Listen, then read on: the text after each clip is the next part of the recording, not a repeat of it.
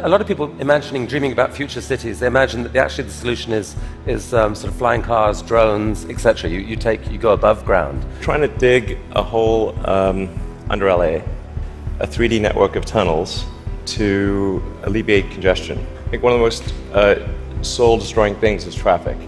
It takes away so much of your life, and it's horrible. There's no speed limit here, so we're designing this to be able to operate at 200 kilometers an hour, about 200 kilometers an hour, or about 130 miles per hour. There's no real limit to how many levels of tunnel you can have. You can go much further deep than you can go up. The deepest mines are much deeper than the tallest buildings are tall. I mean, you started Tesla with the goal of persuading the world that electrification was the future of cars. Yeah, cross country from LA to New York by the end of the year, fully autonomous. By the end of the year, you're saying someone's going to sit in a Tesla without touching the steering wheel, tap in New York, off it goes, won't have to ever touch the wheel by the end of 2017. We should be able to go from all the way from a parking lot in California to a parking lot in New York, no controls touched at any point during the entire journey. So this is allowing you to dream of this really ambitious idea of sending like many people to Mars in 10 or 20 years time, I guess. In the next 20 years. And you've designed this outrageous rocket to do it. Help us understand the scale of this thing. Well, I think visually you can see that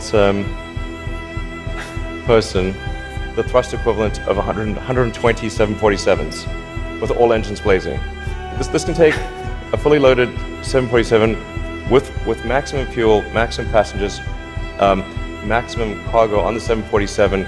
This can take it as cargo. You presented recently this interplanetary transport system. This is a scene you picture what in 30 years time, 20 years time? 8 to 10 year time frame. Aspirationally, that's our target. Our internal targets are more aggressive, but I think this vehicle seems quite large, and is large by comparison with other rockets. The future spaceships will be truly enormous. Sustainable energy will happen no matter what. If there was no Tesla, it would have to happen out of necessity. It's tautological. If you don't have sustainable energy, it means you have unsustainable energy. Eventually, you'll run out, and the laws of economics will drive civilization towards sustainable energy, inevitably. The fundamental value of a company like Tesla is the degree to which it accelerates the advent of sustainable energy faster than it would otherwise occur. In 1969, we were able to send somebody to the moon. Then we had the space shuttle. The space shuttle could only take people to low Earth orbit. Then the space shuttle retired, and the United States could take no one to orbit. So that's the trend. The trend is like down to nothing. This is not. People are mistaken when they think that technology just automatically improves. It does not automatically improve. It only improves if a lot of people work very hard to make it better. And actually, it will, I think, by itself degrade, actually. I look at the future from a standpoint of the probabilities. It's like a branching stream of probabilities.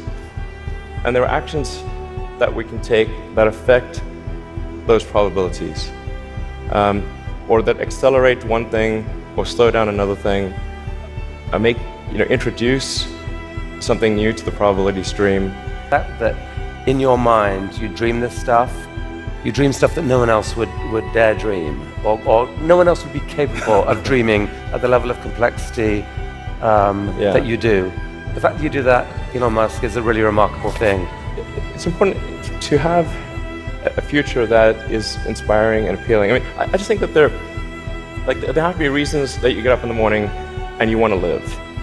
Like, why do you want to live? What's the point? What inspires you? What do you love about the future? And if we're not out there, if the future does not include being out there among the stars and being a multi-planet species, I find that it's incredibly depressing if that's not the future that we're going to have. I'm not trying to be anyone's savior. That is not the. I'm just trying to think about the future and not be sad.